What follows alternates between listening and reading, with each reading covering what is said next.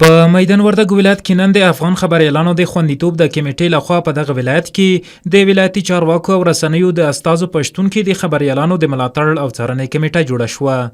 د افغان خبریالانو د مرکزی زون مشر وویل چې وضعیت ته په کتو یا د کمیټې د هیواد په کچه د خبریالانو د ملاتړ او خوندیتوب په موخه یو شمېر ولایتونو کې د خبریالانو د ملاتړ او څارنې کمیټې جوړوي چې نن په میدان وردګ ولایت کې دغه کمیټه د ولایتي مسئولینو په شتون کې جوړه شوه. ما با درک وضعیت کمیته مسئولیت خبرنگارای افغانستان گام‌هایی را موثر به خاطر حمایت از ژورنالیست‌ها برداشته است که در تازه‌ترین مورد شما شاهد ایجاد کمیته حمایت و نظارت بر رسانه‌ها و همچنین حمایت قاطع از یک خبرنگار و رسانه در ولایت میدان وردگ که امروز ایجاد شد که خبر و خبرنگاری که از یک ساحه خبر تهیه میکنه اگه دچار مشکل میشه با اینمی کمیته میتونه زودتر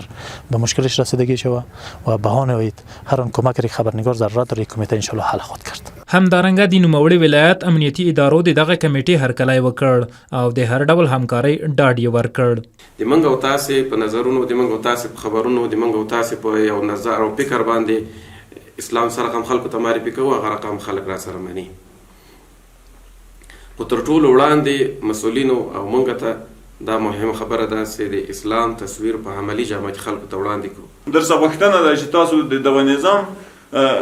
لکه څنګه چې ما وایي چې څلورمه پایه او د نظام ژبه او پول یې تاسو د پول حیثیت لري د ملت او د نظام متمابین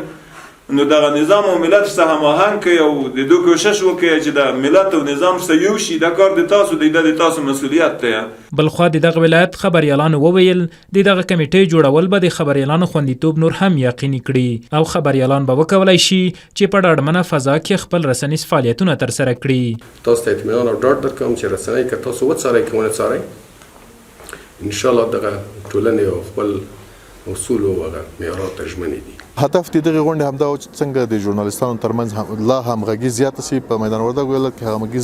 خو کوم ستا فاصلې چې د رسنیو او د حکومت ترمنځ دغه له منځه ولاړې شي. د ژورنالیستانو په چارو کې په کارونو کې او د سوژو په موندلو کې او د لومړیتوبونو په ټاکلو کې چې موږ وکولای شو په